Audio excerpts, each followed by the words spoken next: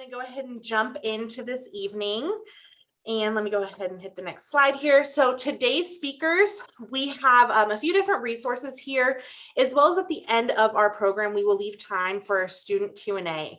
So we have some of our students here that are here to answer your questions. So throughout our presentations, go ahead and start thinking of some questions. If you have some, you can either private message myself or just put it in the chat and we'll be sure to get to them. And then at the very end, if you do have any other specific questions or whatever, we'll leave some time for that. And so today's speakers, we have the Financial Aid and Scholarship Office, a few folks, Danielle and Heather from there. And then we have Sydney Hawley from the Student Financial Services, Steve Novo from the Wildcat Bookstore, Commander Nicodemus from the University Police Department, and then we have Jacob, Alyssa, Brianna, and Michelle, some of our students here on campus to answer your questions. So with that, I'm going to go ahead and turn it over to our first speaker, Danielle, and Heather will go ahead and take it away. Thank you, Leanne.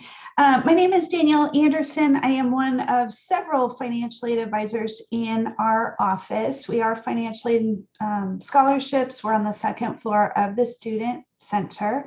And joining me on the chat today is Heather Parker, and we are happy to take questions during my presentation as well as afterwards. We will stick around. Next slide.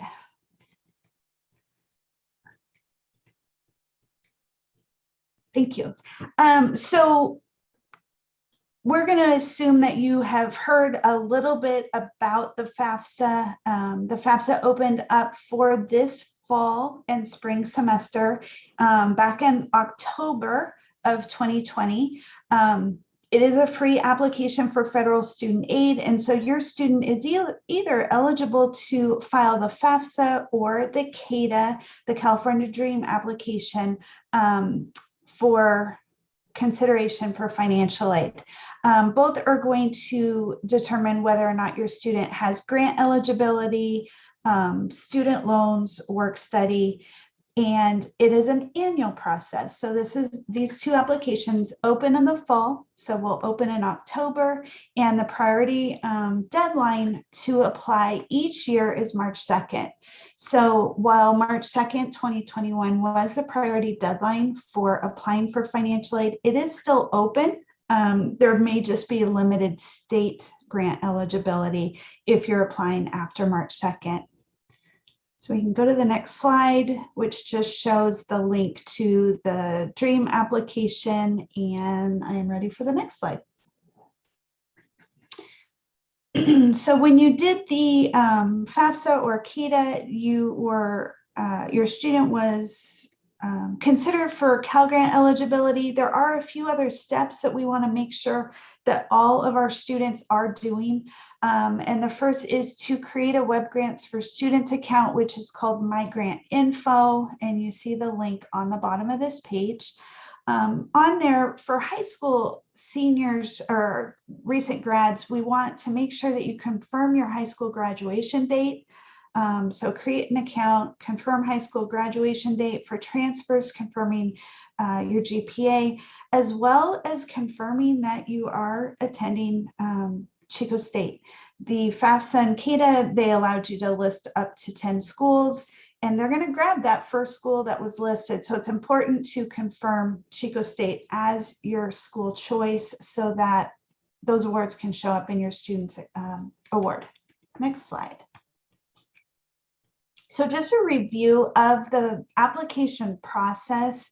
The FAFSA and CADA determine an expected family contribution. This is an index, so it's not the actual dollar amount that you come up with for school. What it's doing is by entering your parent and student income, the taxes you paid, the assets, your household size, how many are going into college for next year.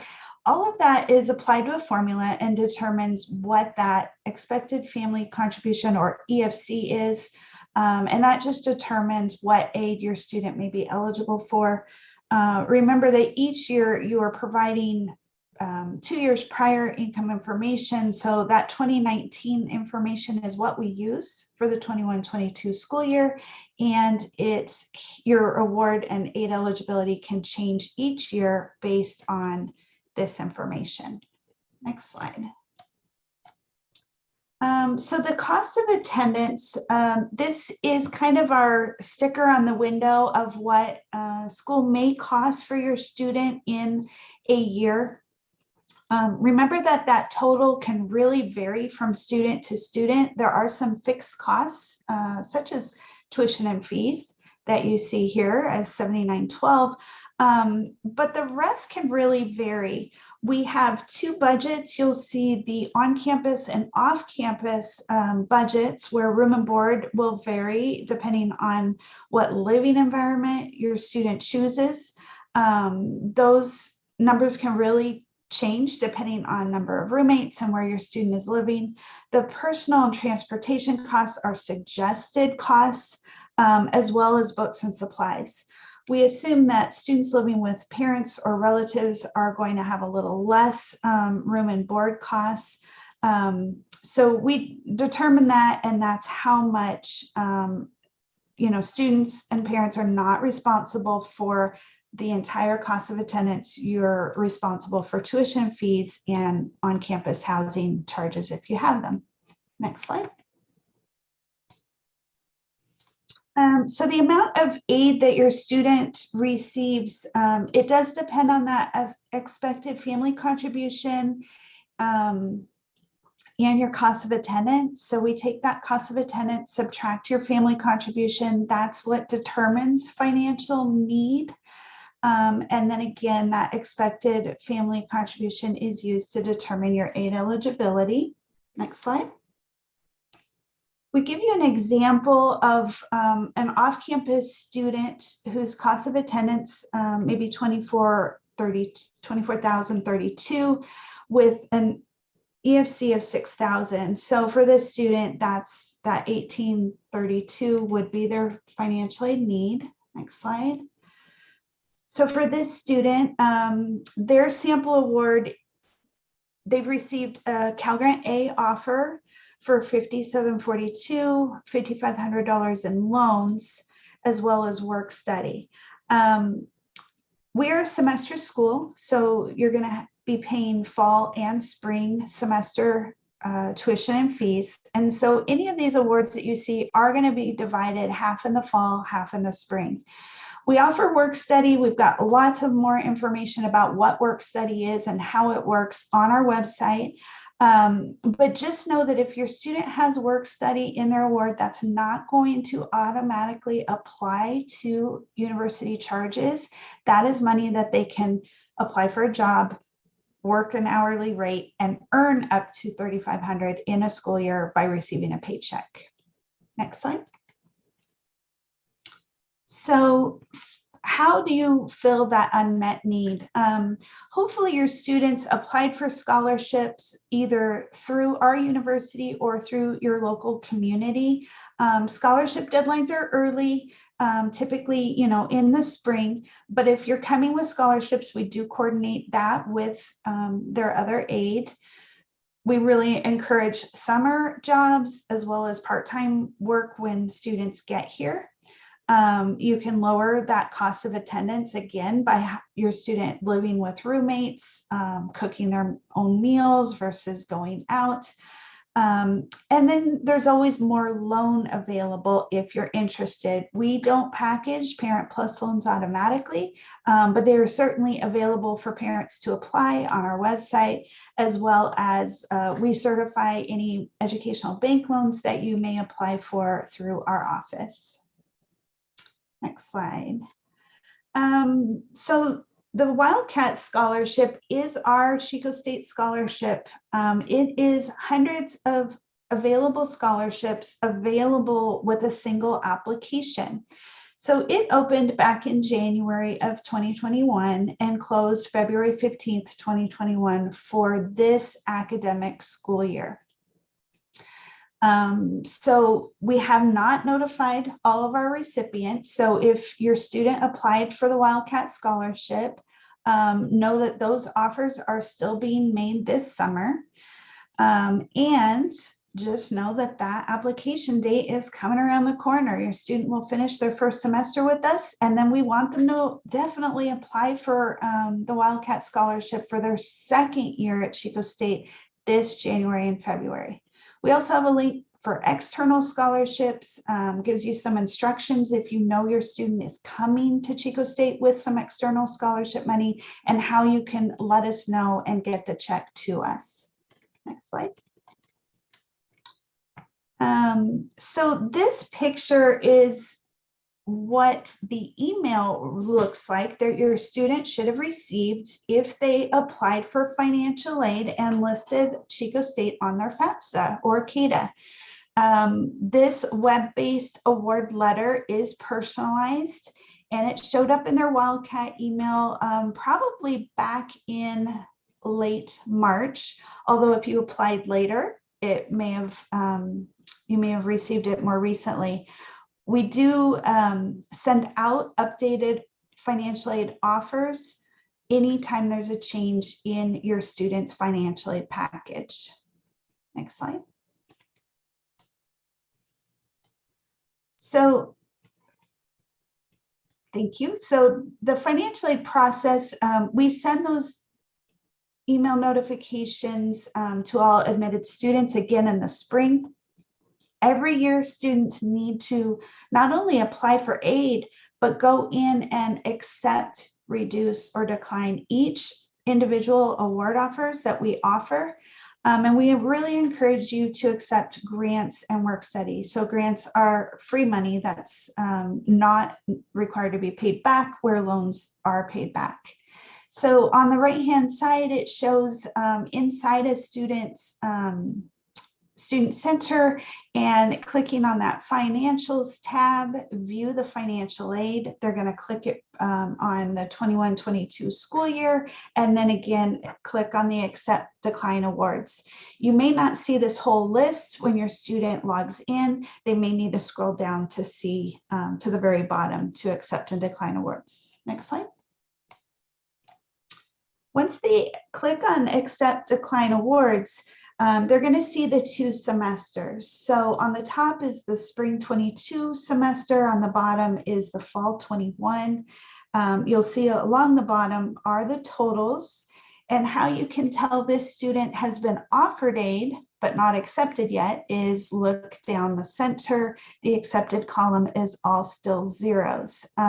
So your student wants to make sure, again, anything with the word grant in it, so federal Pell Grant, Cal Grant, state EOP is a grant, as well as work study. None of those funds are funds that you have to pay back. The loans are student loans in your student's name that will be their responsibility to return, to pay back once they graduate or fall below half-time enrollment. Next slide. So for all of our financial aid students, we want to make sure that your student has signed up for their financial aid account. They can get to that through our website, our Chico State Financial Aid website. You'll see that they're going to confirm their student information, their date of birth, their social security number, and then give us their preferred email where they want to receive notifications from us. So this is really important so that they get alerted that there may be documents or information we need before their financial aid can go out. There's also an option to, but not a requirement, to give us a cell number so that the student can receive text alerts. Next slide.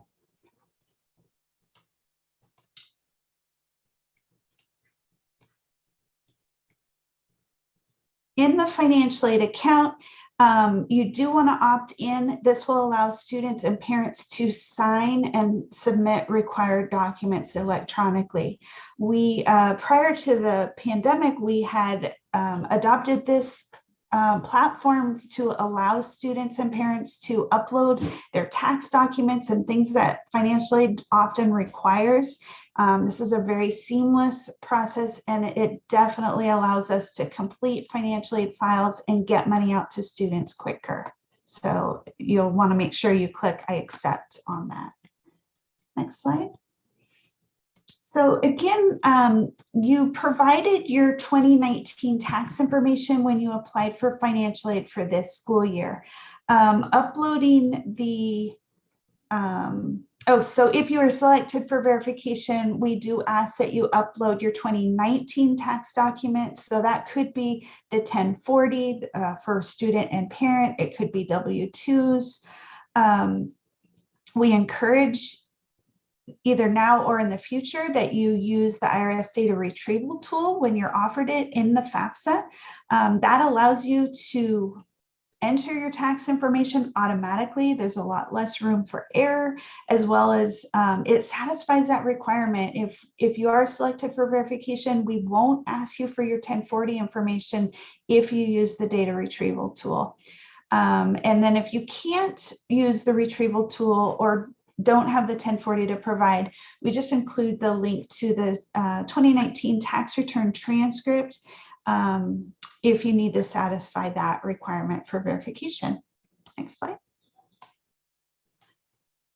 We know that life may have thrown some curveballs to families on any year, and 2019 was certainly no exception. So if that snapshot that you gave us on your CADA or FAFSA has changed. 2019 may have been a good year for you, and then 2020 or 2021 could have changed things drastically. If your family saw a significant income reduction, loss of home or property, if you had high non-reimbursed medical expenses, if we have travel expenses or childcare or supporting a extended family member, we have an appeal for that called the exceptional circumstance appeal that can be requested in your financial aid, in your student's financial aid account.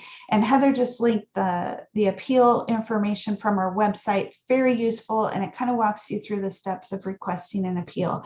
But by doing that, just know that our focus is to get initial awards out now, but we are starting to review those appeals. And what that can do is change your aid eligibility for the 21-22 school year. And that appeal remains available and open through most of the school year, like through April of 2022. So even if something happens as the semester begins, please consider submitting an appeal.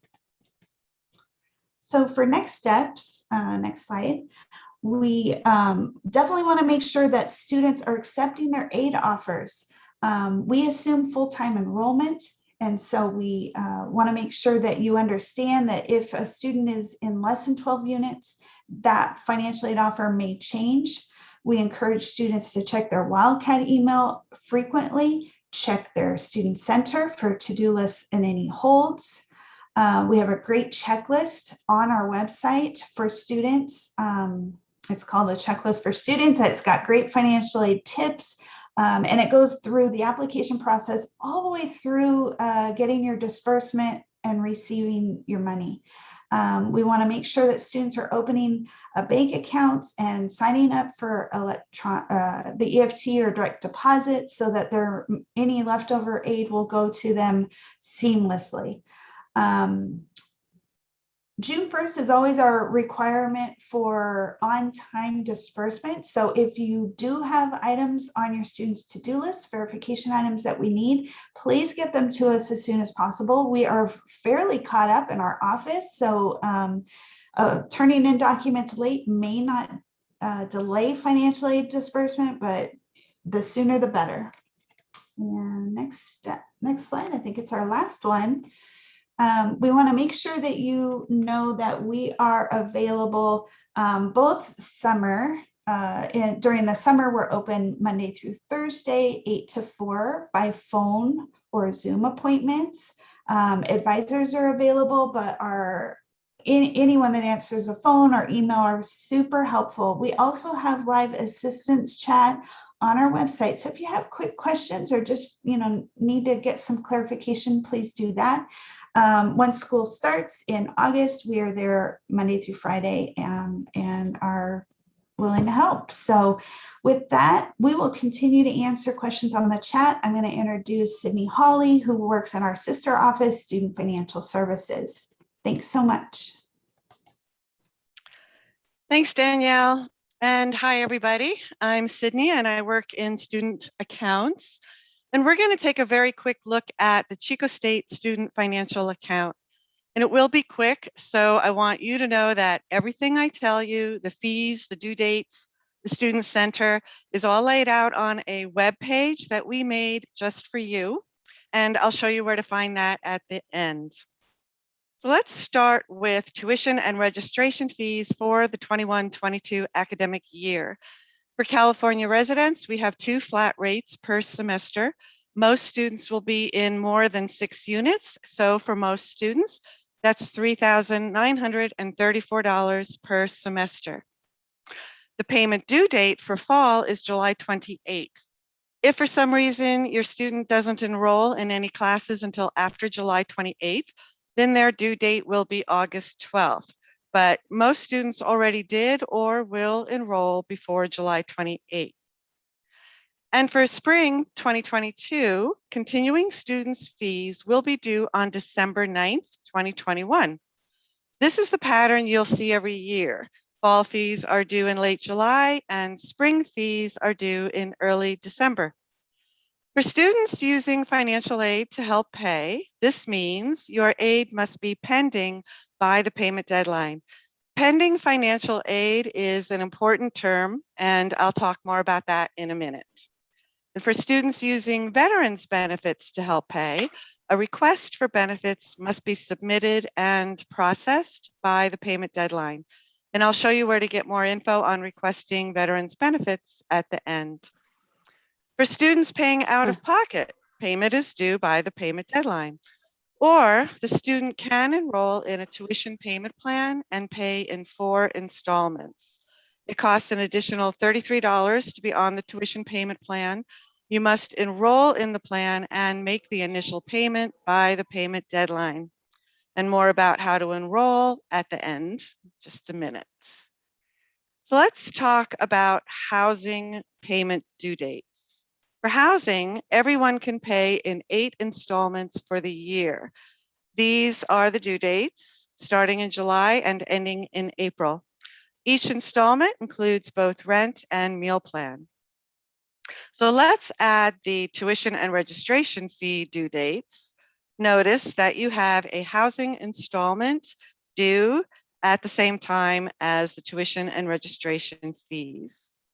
So where do you find the account info for your students? Well, the student account is online. And what I'm about to tell you, I also tell your students in the orientation session. So all this should be at least familiar to them. They should know that we don't mail out bills for current charges and we don't email parents. Students log into Portal and they click on the Student Center.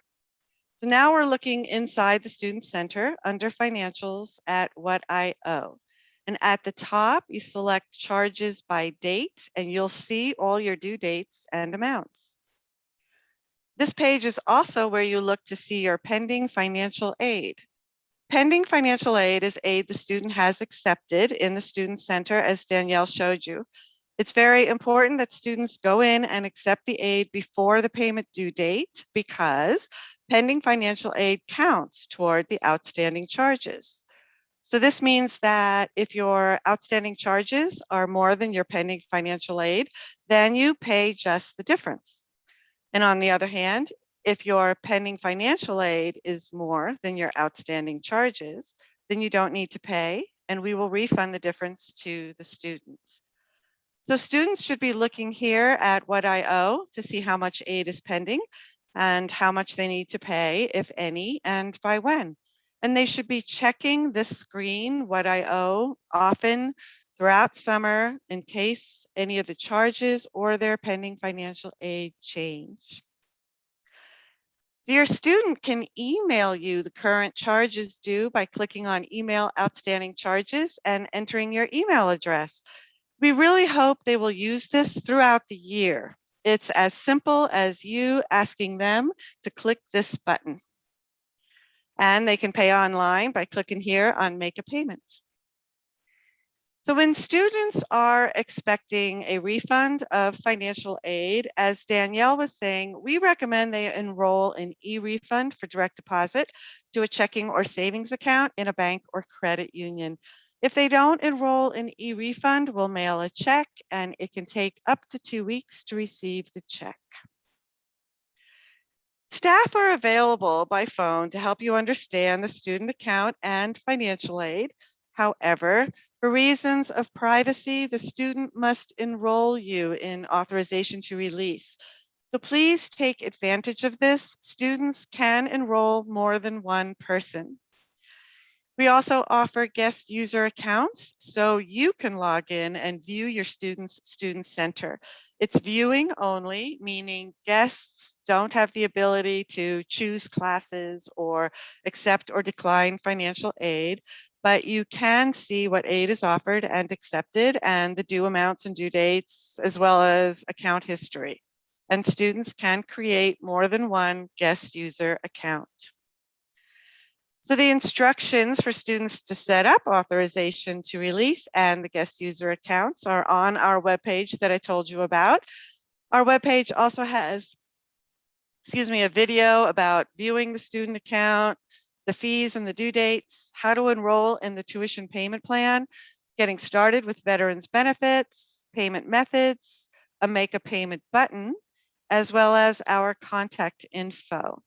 And you can find a link here on the orientation webpage. Look for campus resources and financials for the student accounts website.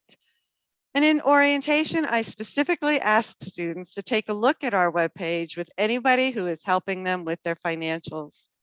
And I also tell students that we send them courtesy balance due emails. So please remind your students that they should be checking their Wildcat mail at least weekly all summer. That's it for me. Please ask questions whenever you have them. We're here to support you. And next, you're going to hear about our Chico State Wildcat store. Thank you, Sydney. My name is Steve Novo, and I am one of the managers over at the Wildcat store. And so I've been here for almost 7 years, and it'll be 7 years in August. So but we are located in between the PAC and the Student Service Center in the BMU. Pretty easy to find. We have huge signs on the outside of the building, so pretty easy for us to find. And if you find the big cat statue, we're right behind it, so it makes it pretty easy. With that, go ahead and to the next slide. So just to go through a lot of our offerings that we have. For those that are transferring, it might be different from what the campus store that you previously had.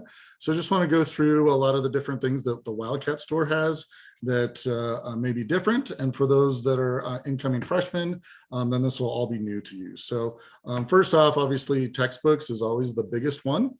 How do you find your books? We'll go through that. We'll go through different offerings, which would be like rental books and used books, and then obviously new books, but then also digital. We also offer price match. So if you find something on Amazon specifically, as long as it's sold by Amazon itself, then we can price match that and give you the difference in a gift card. It makes us very price competitive. You can actually get a book, price match it, and then turn around and go buy anything else in the store with that gift card. So it's instantaneous. You get the book that day. You don't have to wait for shipping, any of that kind of stuff. So one of the easiest ways to get your books is through the portal. You'll have access to Blackboard, and Blackboard, there'll be a link there that will basically say something to the effect of, get your books here. And so you click on that link and it'll take you right back to basically our website and show you all of the books that are available for your specific classes. So we've worked hard to make sure that we have all the books available for everybody in all the classes. And you can actually go to that right now as long as you have access to Blackboard. So it makes it pretty easy. Next slide. So let's go right into rental and kind of how that works. So rental is a new one that is very popular, and we sell tons of rental books now. And basically, most students aren't going to want to keep those books for forever and ever. So this is definitely brings down the price. Some of the books can come all the way down to 80% off of what you would pay for a new book.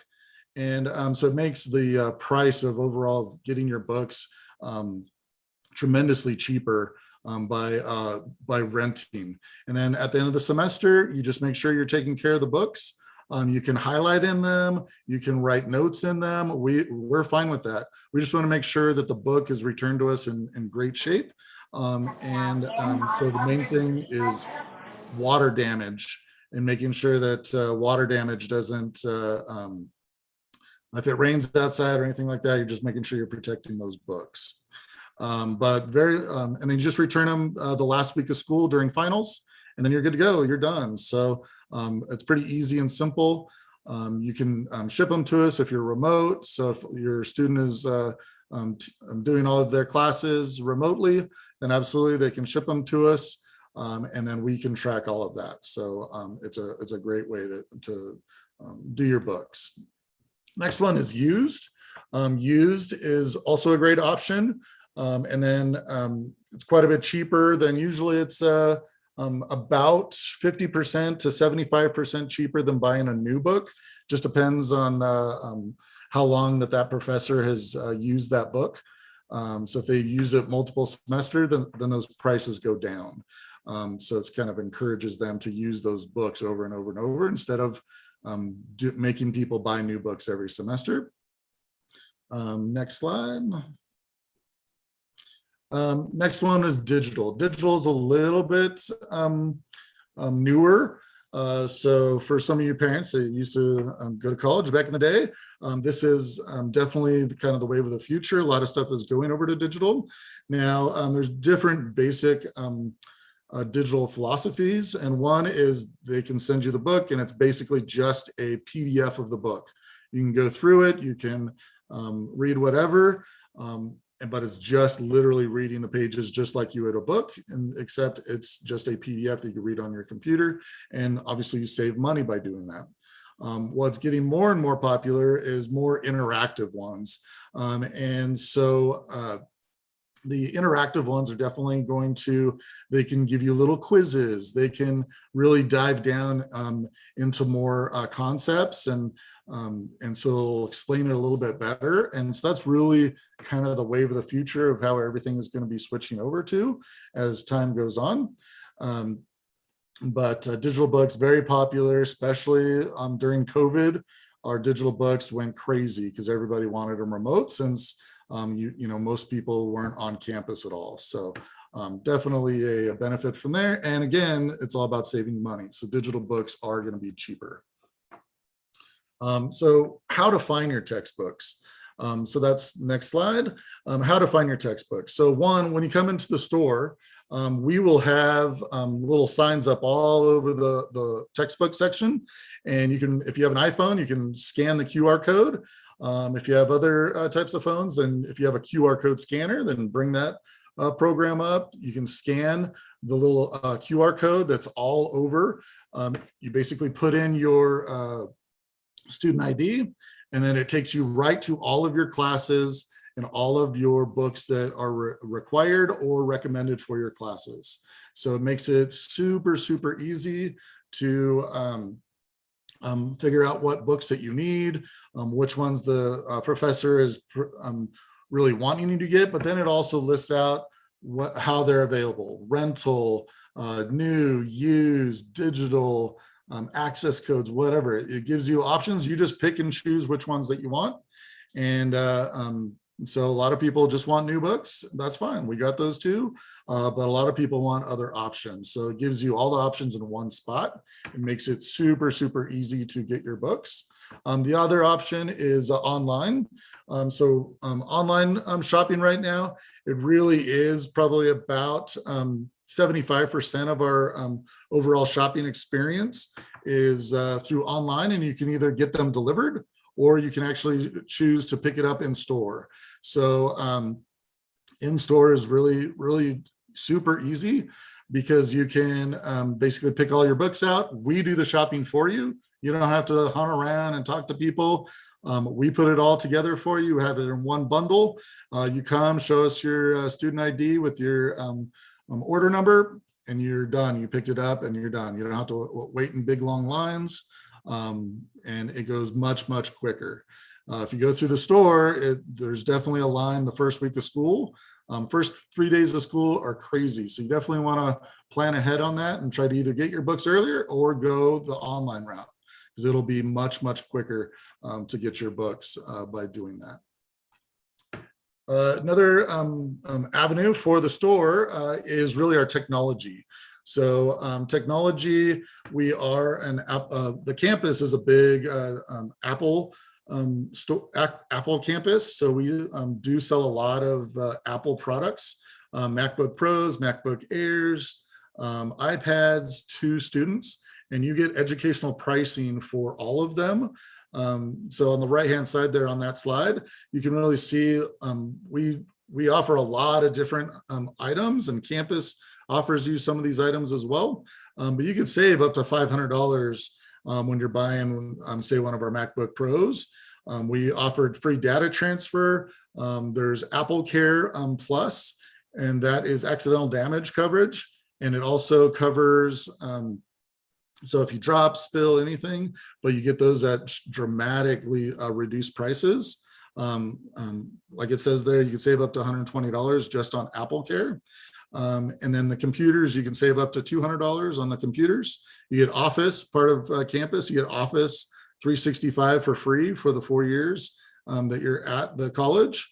So it's all really great incentives to go through the store. And it's all, everything's discounted for Apple products specifically. The other part is that we are an authorized service provider. So if you have something that's under Apple Care, or if it's just under the standard 1-year warranty, then we can fix all the computers in the store as well. And we are fully certified. So even if it's out of Apple warranty, you can bring it into us, and we have definitely the cheapest prices in town to fix it. And we are the only Apple certified vendor north of Roseville and Santa Rosa that does everything that we do. So definitely a great place to buy any of your technology. Obviously, we have all the accessories as well, Bluetooth headsets, regular headsets, all of those type of things to get you up and running really day one, and we can take care of it for you all in one place. Next one is our Chico State gear. We definitely have the biggest selection of Chico State gear. So from hats to mugs, t-shirts, sweatshirts. And at the end, I have a little gift for you. You can kind of have a little inkling of it there at the bottom. But I'll show you how to get a coupon here in just a minute. But we really, whether you're getting it delivered or you want to pick it up in store, we have a big portion of our store is all of the Chico State gear that we have. I mean, we really have a great selection of different items that are all available for sale. That 30% off coupon that I was telling you about. So the big thing with that is you have to go to a website. So either screenshot this or go back and look at it, or if you have another device, take a picture of it. You got to go to this website to get your 30% off coupon. So it's anything on all of the apparel, gifts, or supply items. So it's one item. So you want to make sure it's a good one. But you go to dayonewelcome.com. It'll go to basically a link through our website, and our access code is 1390, so 1390. And then they will email you a coupon for that 30% off. And you can use that on the website, or you can actually use it in the store. So just bring in that coupon code that they email you, and you can get that 30% off. But you got to make sure you go to that website in order to get that coupon. So great way to do it. And that's really all I had on my side. I will stay on for till the very end. I'll try to go through and look at any messages that you guys might put in the chat, and I'll respond. And again, my name is Steve. So I'll be responding to some of those. And then, but if you have live questions at the end, I'm more than happy to answer whatever that you guys have. Right now, then I will go ahead and pass it over to Commander. If I can find him here real quick. I got you, Steve. Oh, perfect. So there's Chris. So we'll call him Commander Chris. And he will take it over. He's from Chico PD, and they are great on campus. They help us out all the time. So we appreciate them. I'll pass it over to Chris. Thank you so much. Great, thanks, Steve. Unfortunately, I don't have any discount or codes for the University Police Department here, like Steve does at the Wildcat store. But the Wildcat store is great. A lot of last-minute holiday gifts are there too, so I've definitely taken advantage of that. But good afternoon, everybody. Thank you for being here. My name's Chris Nicodemus. I'm the commander here at the University Police Department. I have about 22 years experience in law enforcement with stops on the way at Oroville and the Butte County Sheriff's Office, and now I'm here. My final stop here at the University PD. And here at University PD, safety matters, right? Safety is important. We want your student to feel safe, be safe, and have an overall great learning experience and learning environment. This presentation here that we're going to discuss is on our University PD website. So, and there's all kinds of great information on our UPD website. And you can see there it's www.csuchico.edu/UPD. We have 18 officers here on campus from the chief down. Chief John Reed has recently retired, so our new chief is Matt Dillon. And that number there you see, the 898-5555, is a 24/7 number. It'll get you a live person if you need anything related to the University Police Department. Next slide, Leanne. And yeah, this is an interesting time for your student, right? I was in a meeting here this week, and basically with the COVID pandemic, we have 2 incoming classes is what we're looking at. So it's going to be an exciting time for your student. And at the same time, it can be overwhelming. It could be the first time away from home. And we want your student to get the most out of their time here. And again, we want them to feel safe, be safe, and make sound decisions so that they're hopefully, you know, we're here if they need us, but hopefully they won't need us. And we do produce a annual crime report, which we'll discuss in the future. And it'll show that the crime overall on campus is on the decline. So we take pride in that. We basically are a private, we're here for the University Police Department. We work well with Chico Police Department and the allied agencies, but we are here for the students, faculty, and staff as well.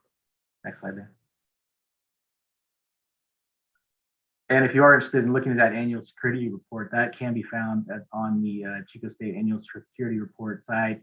That'll tell you things about crime statistics, security procedures and practices, any crime prevention, alcohol, drug information, things of that sort. And we obviously update that every year. This is the last one of 2018, so we need to update that a little bit. But any information you need on the UPD website or the Chico State website can be found there.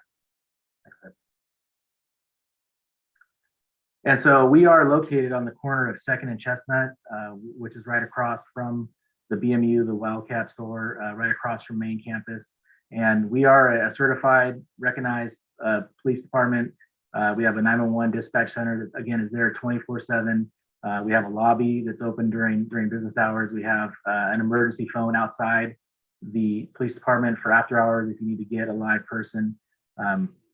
We have, I believe the last count was 44 blue phones around campus, and they're strategically placed around campus where if you need law enforcement assistance, you push that button. There's cameras above there so we can get real-time surveillance of what's going on, and you can speak to our dispatcher who can send an officer should there be the need. And we have jurisdiction on the campus of Chico State. And then obviously once you leave campus, you're in the jurisdiction of the Chico State Police Department. But again, like I said, we have a good working relationship with our partners from the Chico Police Department. Next slide, please. And we are a little different here at UPD. We focus on community caretaking. To give you an example of that, if a student has consumed too much alcohol, rather than taking them down to the sobering tank, we will take them to the hospital. We'll try to get them help, and it could be stemming from academic stress, roommate stress. It could be we try to get the students assistance rather than just putting on handcuffs, taking them to jail, and then they have a a record, so to speak. And our officers, we pick the officers that can work well with young adults, and we have specialized training and working on and how to communicate with students as well. And again, we focus on prevention, being proactive as opposed to responding to something, preventing a negative incident from happening prior to it actually occurring. Next slide. And on campus, we have a lot of safety resources available to your student. We have the ARC, the Accessibility Resource Center, the Basic Needs, the Counseling and Wellness Center, Health Center. Coming here to the university, I had no idea that all these resources were available. So again, if a student is having issues with their housing, their roommate, if it's an alcohol drug issue, if it's an academic issue, there are resources on campus that a lot of people don't know about that I didn't know before I came here. And also we have the CARE team, which is an assessment to a threat assessment to identify any possible issues a student may be having and try to get that student the resources that they need to have them have a successful time here while they're at Chico State.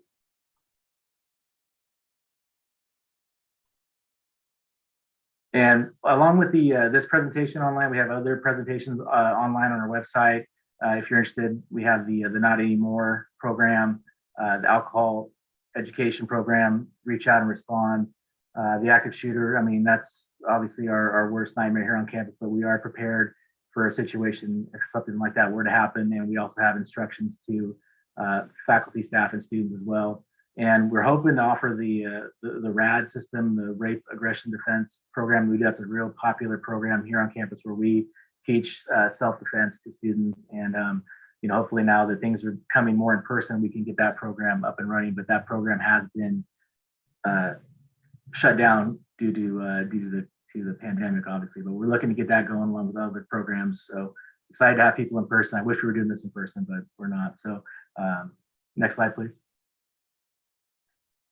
So is Chico State a safe campus? We get this question quite a bit. It's statistically, it is a safe campus. However, it's as safe as you make it. If you have a $10,000 bike and you have a $5 bike lock, chances are that bike lock will be defeated and your bike may get stolen. And theft is something that we are wrestling with on campus quite a bit when the students are here. And that's something that we're trying to, we're dealing with on a case-by-case basis. If you leave your MacBook Pro that you buy at the bookstore and you leave it on your passenger seat, that chances are that could get a smash and grab. We've had cases of that versus bringing it in, locking your car, alarms, things like that. So overall, the campus is a safe campus, but we want the students to be their own advocate and make themselves safer by making good decisions that we'll talk about also later on in this presentation. Next slide, please. And so as I mentioned on the first slide, our University Police Department can be reached at 538-898-5555. And that's, again, 24/7.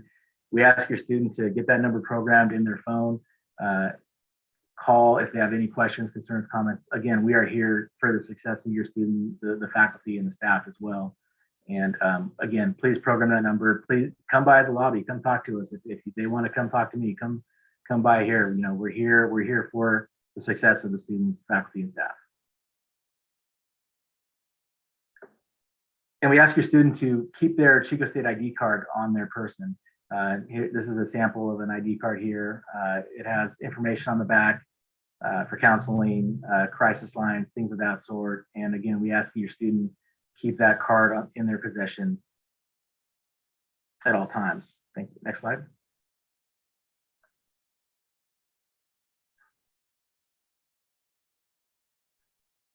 So this is a application that we recommend, the ICE emergency information. Basically, the purpose of this slide is to just have your phone locked with a passcode, but have somebody that can get in your phone if needed.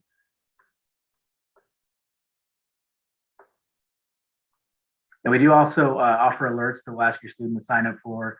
We have alerts in case there's things of, like we said, a worst case scenario like an active shooter, or if there's an evacuation, if there's a drill going on. So we want to be able to push out mass alerts if we can. And again, like an example, we had a gas smell coming from one of the buildings. we were able to send an alert and successfully get the students out of there and determine it wasn't a gas leak. It was somebody cooking something. But next slide, please.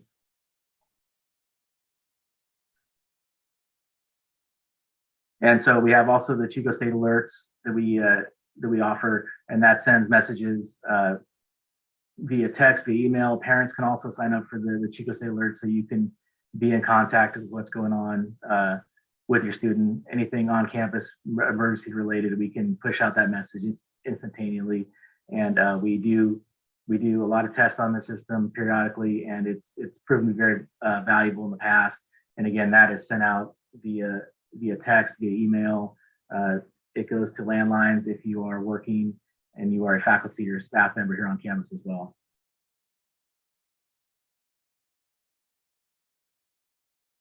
You guys go to the next slide, please, Dan. Next one. I'll try to respect everybody's time here as well. So as far as the social media, right, the Facebook, your Twitter, your Instagram, your Snapchat, please have your student adjust their privacy settings. Please have your students only approve friends that they know. You know, as a father myself, I'm dealing with this with my 15-year-old daughter that, you know, it seems to be always on her phone. But just, you know, make sure your student is aware of their privacy settings and their social media accounts. You know, I was blown away when some of these applications will actually have your location. It'll pinpoint where you're at. So just make sure your students aware that they're of their privacy settings, how they work. Turn them off. I mean, I don't know. It's just people knowing where you're at is could be problematic, but that is very. So Snapchat is a very popular application that's out there right now. So just make sure your students are aware of the privacy settings. Next slide, please. So this is a photo from our RAD class that I spoke about, and as you can see here, this is self-defense. This is good stuff, right? Any hostile situation, it could be a matter of your safety. So again, we are looking to get that going here in the fall and in the spring, and encourage your students to sign up for the RAD, the self-defense class. That class is free of charge. Thank you for that question. I can multitask and do that at the same time. Next slide, Lynn. And so, you know, there are no weapons allowed on campus. However, we do allow pepper spray as long as it is 2.5 ounces or less. And we encourage your student to carry pepper spray and carry it in a location that's easily accessible, you know, not buried in the bottom of a backpack, but somewhere that is accessible. And, you know, basically this type of self-defense could, and the Wildcat store does sell pepper spray. Thank you, Steve, for pointing that out.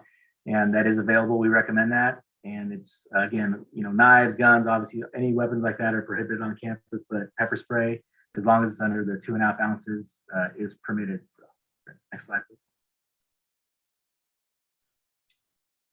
And we do also offer the Campus Connection shuttle. And so that is a pre-programmed route that we drive. And the people that are driving that van are students. And they make, again, it's on our website. It has a designated route. We go from 6 p.m. to midnight during the fall and spring semesters. If there's anybody, and yes, pocket knives are banned. Unfortunately, I just saw that pop up in the chat there. And you can call, make an appointment to have the Campus Connection van come pick up your student. But again, it's on about every 15-minute route, and it's also at some of the blue phones as well. But I encourage you to look on the website, find that map, and we go to the University Village. We go on campus, the library. We go all over campus. And again, the people that are driving the van are community service officers. And so they've had a thorough background. They're actually student employees of the University Police Department.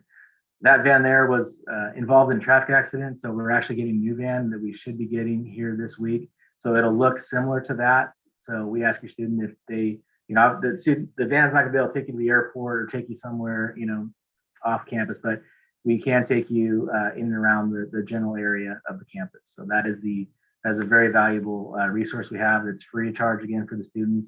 And we want to make sure your student arrives safe to their location. And again, when there's finals coming up and people are studying late, it's a great tool to take advantage of.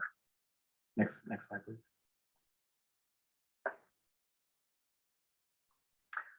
And so many of your students will be away for the first time. So we encourage your students to check in with family and friends. And, we get a lot of calls from parents or family members that haven't had contact with their students. So, check in with your student. And if you need us to go check in on your student, or you need us to, we call it a welfare check in law enforcement, we can definitely do that as well. And, just who they're with, and just kind of try to have a pulse of what's going on with your student. And if there's anything that's troubling or doesn't pass, doesn't smell right, give us a call and we can definitely look into it as well. Because again, we're concerned. That's why we're here, is for your student success. Next slide, please. And so, as I mentioned earlier, when we're on campus, we're on the jurisdiction of the University Police Department. But when you're off campus, you're in the jurisdiction of the Chico Police Department. And the number there for the Chico Police Department is in blue, that 897-4900. And just like the University Police Department, they're very well familiar with dealing with students. And a lot of the students that aren't living on campus are going to be living in primarily the South Campus area or North Campus area, and that is going to be patrolled by the Chico Police Department. And we meet with the Chico Police Department regularly. We have frequent contact with them. But just keep in mind that if you call 911, you're living South Campus, you'll get a Chico Police Department response and not a University Police Department response. So we have two different jurisdictions in a small area. But again, they're familiar with your students and they know how to deal with students as well. And living off campus means you're going to be primarily under their jurisdiction.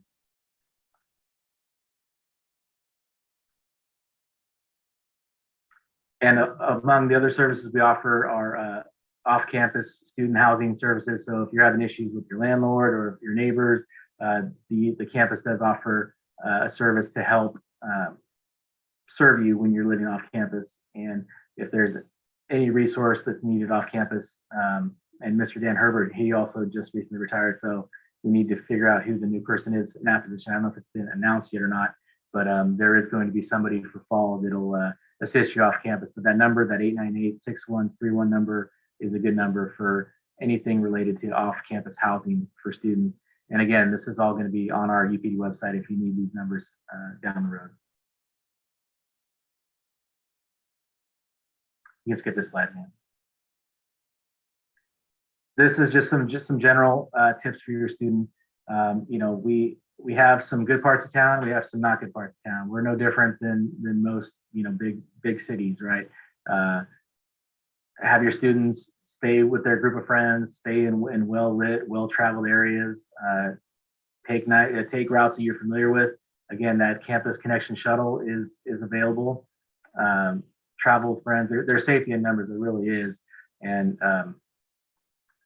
again, if your student sees something that is suspicious, call.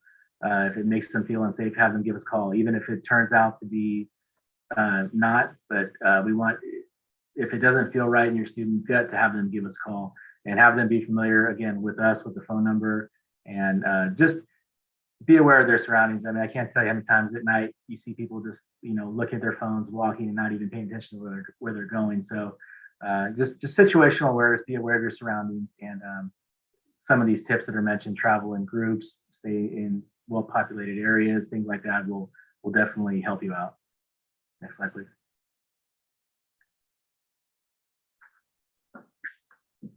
So living in dorms or apartments, a lot of times we find windows open overnight, things like that. So just try to lock your windows, lock your doors, never let anybody in that you don't know. These are pretty basic safety tips, but they're worth mentioning again.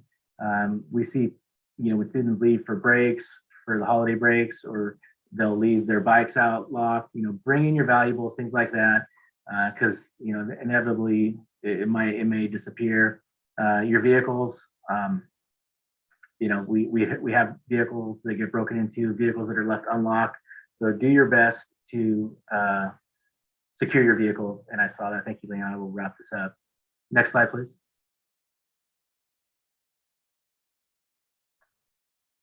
Again, if you are, you want to experience college, and part of that is being social, and alcohol consumption could be a part of that. We ask that you, obviously don't drink and drive.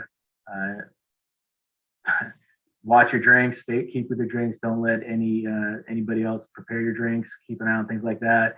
we've seen the 21 shots on your 21st birthday, things like that, just crazy things like that. So just, just try to have your student know their limits if they do decide to drink, and, and drugs are out here as well. So just having your student make the best decisions they can. And, but then if they need help to, definitely give us a call. We're not going to take people to jail. We want them to get help. Next slide, please. And as I mentioned, there are some good and bad parts of town. Know those, know where the hospital's at, get to know where the Chico Police Department's at, get to know where our building's at. It's, well lit, corner of 2nd and Chestnut. Get to know your neighbors, things like that. And just try to be vigilant of your surroundings, and know what to do in the case of emergencies, who to call, things like that. Next slide, please.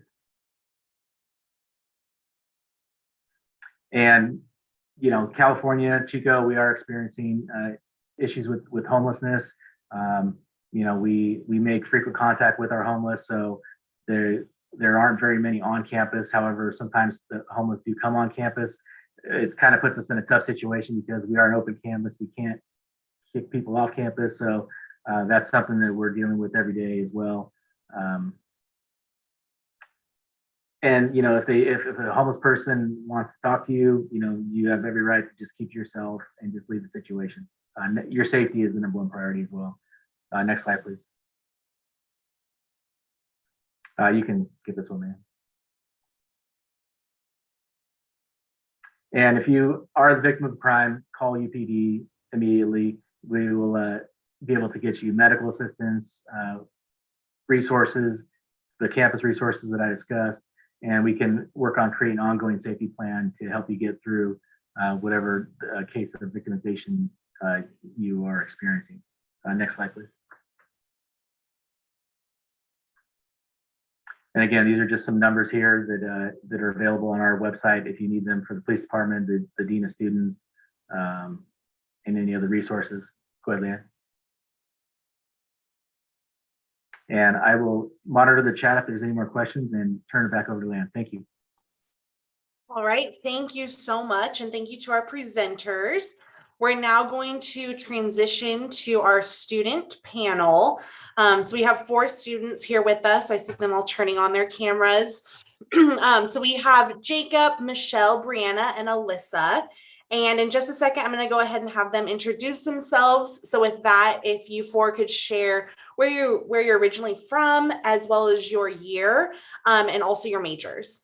And with that, before we begin, if you have some questions out there, parents and guests and anyone else on the call, feel free to throw them in the chat. And I will go ahead and moderate the session so we can be sure to get some of your questions answered. And so feel free to start throwing those questions in the chat if you do have any. But with that, I'll go ahead and turn it over to our students. And based on my screen, Jacob, if you want to go ahead and start with your introduction. Hi, everyone. My name is Jacob. I am a graduating senior. This upcoming fall semester will be my last semester at Chico State, but I am from Modesto, California. I can go next. Hi, everyone. My name is Michelle. I'm an upcoming junior, and I'm majoring in international relations, and I'm from Merced, California. So I'll pass it on to Brianna. Hello, everyone. My name is Brianna, and I am from Santa Barbara, and my major is in journalism, and then I am an upcoming senior, and I'll pass it to Alyssa. Hi, everyone. My name's Alyssa, and I'm also an upcoming senior majoring in health services administration, and I'm from Antelope, California. Awesome. And so with that, we're going to go ahead and jump into the questions. And I also have some, if we don't have any more, pop up in the chat. But like I said, go ahead and feel free to throw in any questions you may have. But if we can hear from each of you, whoever wants to share, what was the most surprising thing about being a first-year student at Chico? So this can be good or bad, maybe one of each, whatever you want to throw out there. But again, what was the most surprising thing to you about being a first year? I can answer first. For me, definitely one of the most surprising things about being a freshman at Chico was that there are so many friendly people out there, and it's not that hard to make friends. I know a lot of a lot of your students might be worried and stuff. I remember literally the day before I left, I had a breakdown with my friends thinking I was never going to find anyone and stuff, but definitely I made my first few friends there literally within the first 3 days. So people at Chico are really friendly if you put yourself out there, and people want to, everyone is coming in new and stuff, so everyone wants to make friends. So really telling your students to put themselves out there, and they definitely will find that comfort zone and home away from home. One thing that definitely surprised me was definitely there being so much to do in Chico. I just didn't realize like all the different like areas of Chico that there are to explore, whether it's going downtown and looking at the nice shops that they have there. There's like just a lot of little, just nice little local shops in Chico to go to. There's Bear Hole, there's Bidwell Park. There's just so many places to go and explore. As well as like some fun places, you know, just like in general, like a roller rink, which we didn't have back home. And we have a pretty good size movie theater here. So there's a lot of things to do. And as well as there's a lot of things to get involved in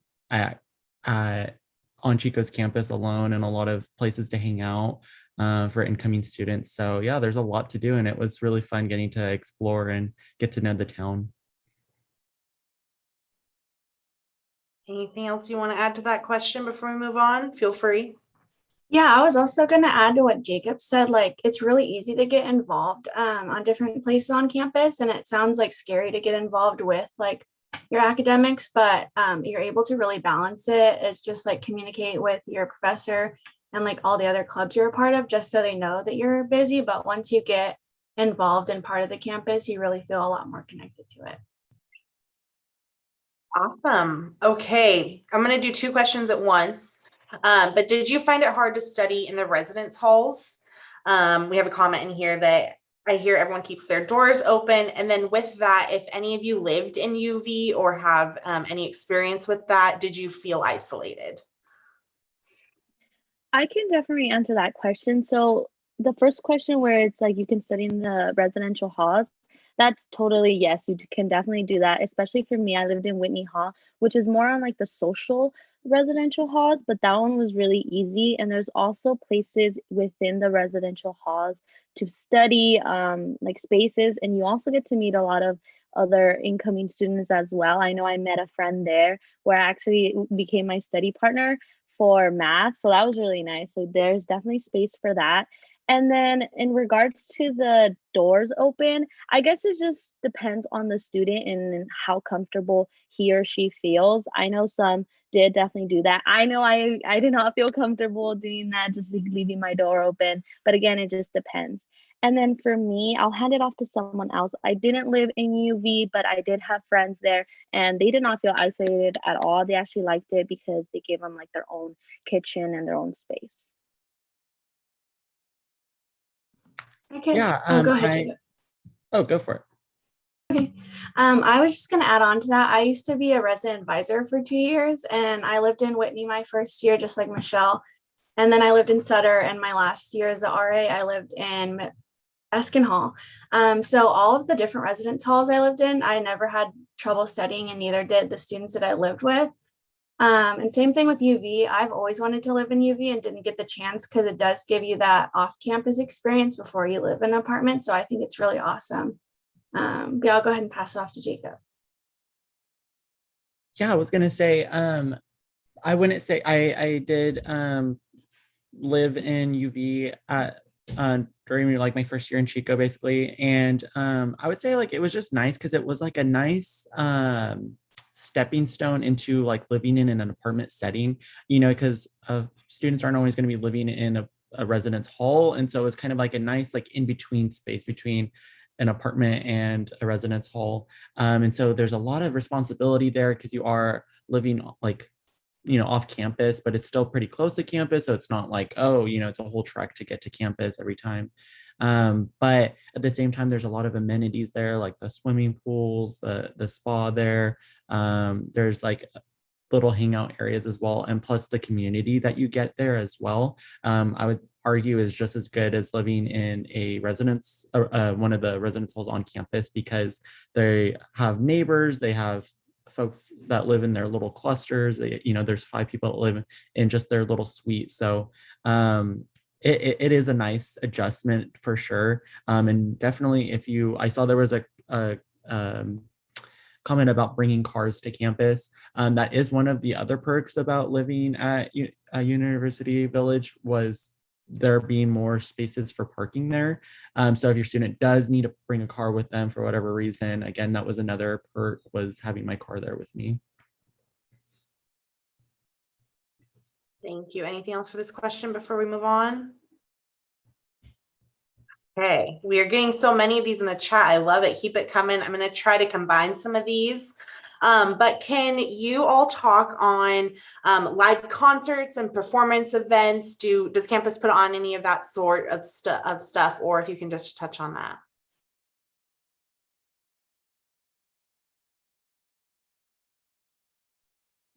I can say something. So I usually, when I walk downtown, there's always these like flyers that tells you like certain bands that are there. So that's a good place. They're definitely like very tiny though. They're not like big whole concerts. They're very small little concerts that they host sometimes. And also there's a farm. There's a farm. There's the forgot the name, but there's definitely like this market. Yeah, the Thursday market. There you go. And they have like a little band playing, and that can be also like a little concert that they have. It's every Thursdays. So it's really nice. So it's not all like a big concert, but they definitely do host small little events, and they tell you the time and when it is, and as well as like who's playing. So it's really nice. And there are flyers all around downtown.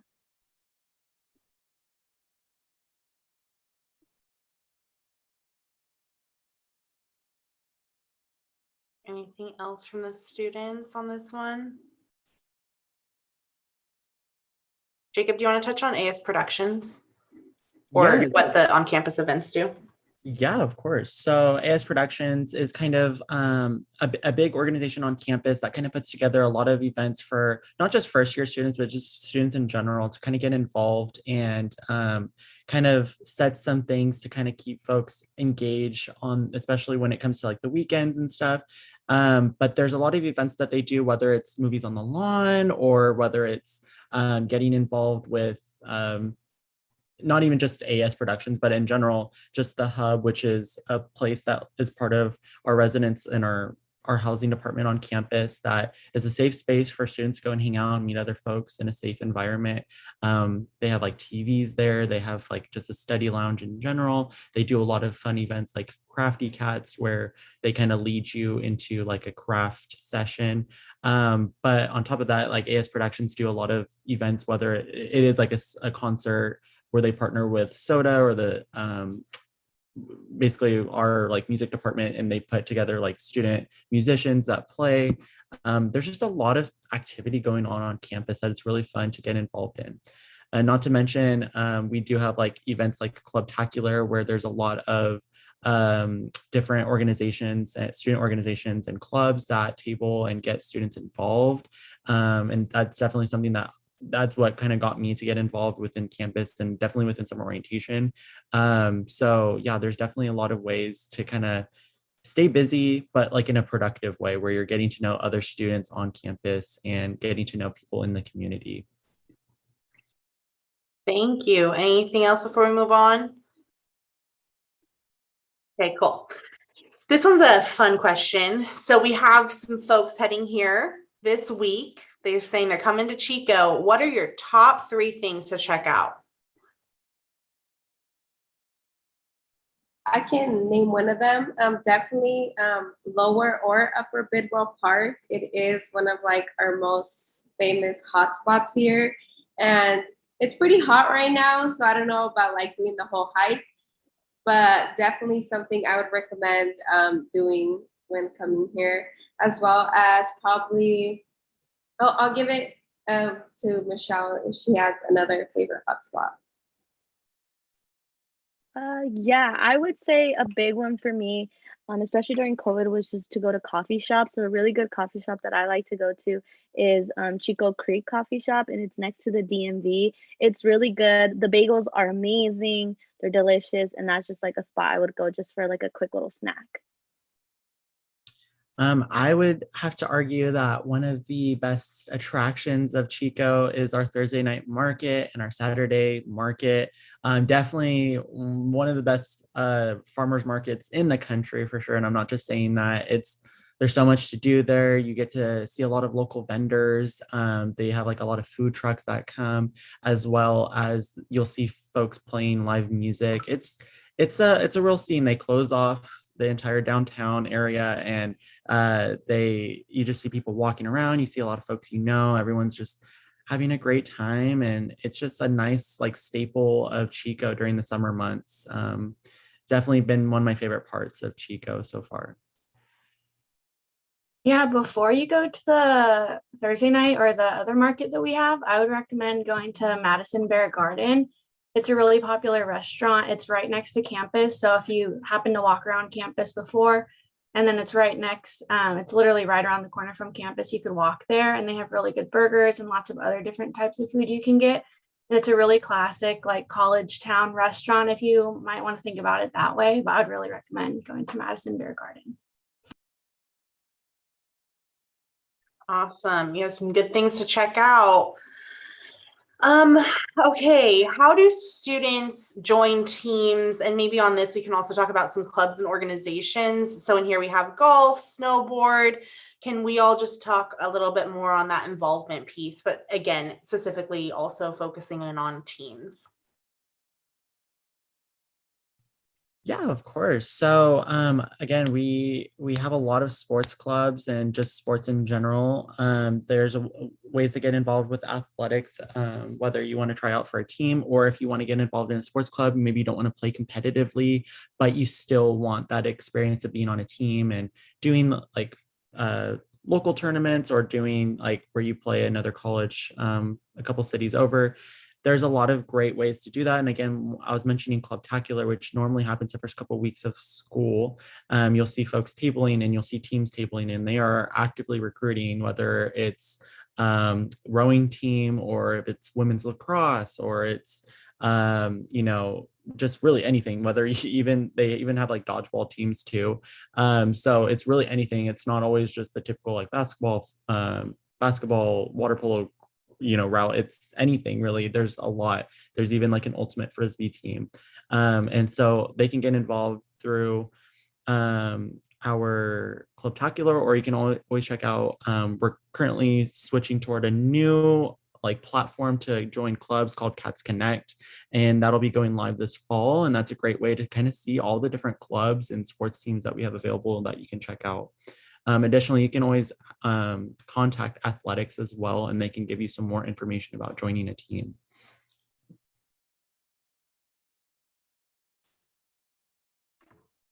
Hey, this is actually Steve Novo. I just wanted to pop in from the Wildcat store. In the BMU, there is always people selling or talking about different clubs. And so that's a great source. And then also right behind the bookstore is what we call Trinity Commons. And, during lunch hour times, there are always clubs out there trying to just spread the word about their individual clubs. So those are two great spots that are out there a lot as well. I just wanted to chime in there. Awesome. And I see quite a few questions in the chat right now about Parents Weekend. And I'm going to take some time in case we get some people heading out soon to just share a screen here with some more parent and guest information. So this will hopefully answer some questions in the chat. But I will go ahead and put this link in the chat once I'm done. But this is our parent and guest website from orientation. As you can see, this is what we're listening to right now. And then our next webinar is going to be August 11th. But if you scroll on down to the bottom of the page, we have additional parent and family resources. So again, I'm going to put this in the chat so you don't need to remember everything. But if you click on this parent and engagement website, this is from our alumni and parent engagement office. And so this has a lot of information for you all, whether you're a guest or a supporter or a parent of a student. But one of those, and I've seen a lot of questions, is this alumni and family weekend. So it is happening. It is going to be, I'm clicking on it, my computer. Oh, there we go. So it is, there's a lot of details on here. It is going to be primarily a virtual experience, but you can see a schedule and some more information all on this page. So this is a really great resource, as well as other resources here for you. So we have some welcomes, important dates and deadlines, safety tips, a lot of information that's just in one area, a parent and family guide. So this will really help you as well with some specific resources. And then I'm going to go back one more page. And again, we have the link straight to the guide right here, as well as some additional webinars as well located here. And of course, some more housing webinars. There's a lot of information for you on this page, as well as our contact. If you have questions, you can reach out to us and we can, of course, point you in the right direction. So before we kept going, I wanted to be sure to include that. So I'm going to go ahead and put that in the chat right now. And Sydney, thank you for throwing that in the chat. The other thing I was going to say is we're having a lot of housing questions, great questions, and Sydney just put in the housing information there as well. And they will be the great contact for any housing specific questions. So we have a few more minutes here, but I wanted to be sure we touch on that. So I'll throw that in the chat. But once I put that in the chat, I'm going to give our students another question here so I can get some more of these answered. Let me just go ahead and scroll on up here for a second.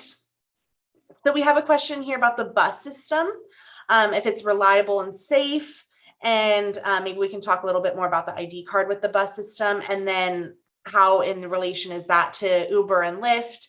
For example, if a student wants to get to the mall or across town, what would be the best practice for that in your opinion?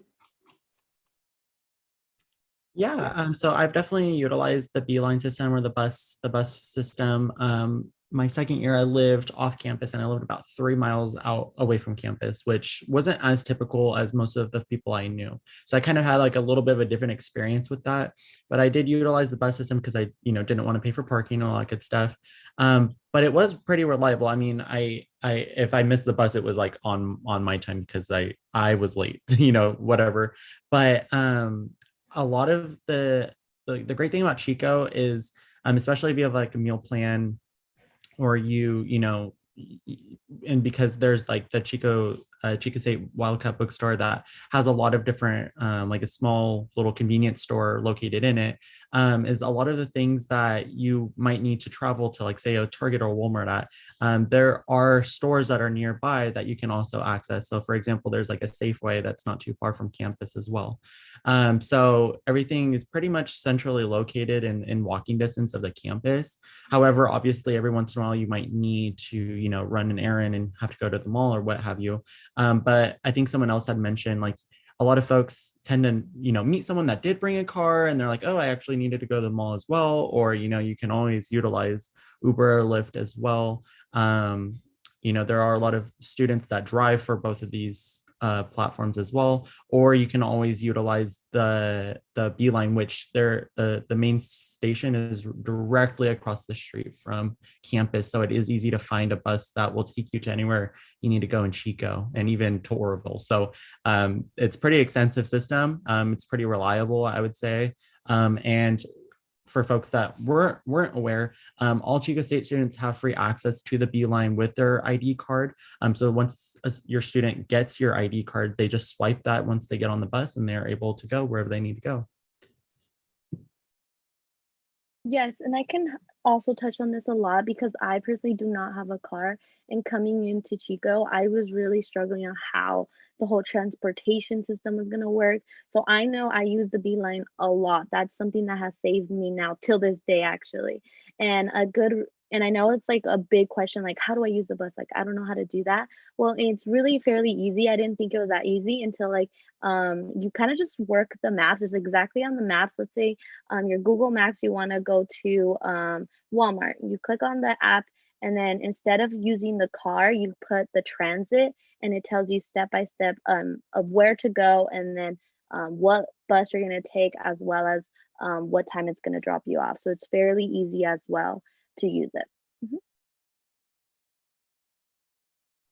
Okay, well, with that, I know I want to be considerate of time. So we're going to do one more question for the students here. And if we didn't get to your questions, I apologize, and we hopefully got to most of them, but you can always email us, and I'll throw my email in the chat as well before we conclude. But with that, if you can just answer the last question of what is your favorite thing about Chico? If you had to pick one thing, what would that be? And then that'll end it. But if we can share our favorite thing about Chico. And we'll hear from each of you. All right, I'll go ahead and go first. I would definitely say the people. The people have definitely shaped my collegiate experience. I've made my best friends within the first year of living in Chico than I did my whole life growing up with knowing the same folks in Modesto, my hometown. People are just so friendly here. Like, it's really not uncommon to be walking in the halls and just see someone you had like one class with a couple semesters ago, and they like go out of their way to still wave to you. Like, it's not like an awkward, like, oh, I'm gonna pretend like I don't know you kind of situation. Folks are really friendly here.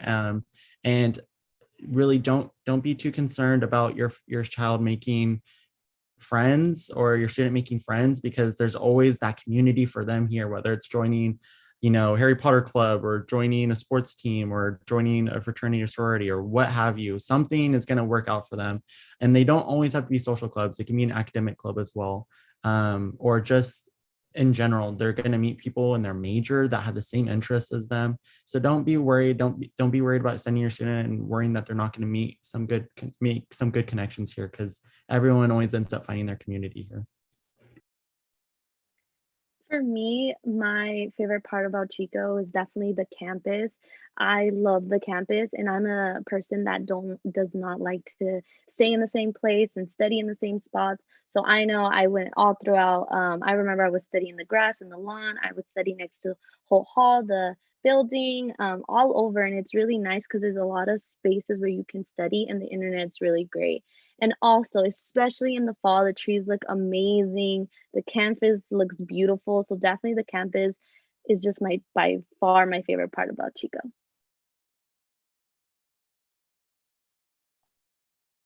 Brianna, let's turn over to you and then Alyssa. I would definitely have to agree with Michelle. For me, I'm originally from Southern California, so definitely moving to Northern California was a big, big shock to me, but definitely I have learned to fall in love with the town and how like green it is and like the nature aspect of it. That's personally my favorite part of Chico, but yeah. Yeah, and for me, Jacob and Michelle definitely took mine. So my third favorite thing about Chico is all the resources we have. I am a first generation college student, and I was absolutely terrified, had no idea what I was doing.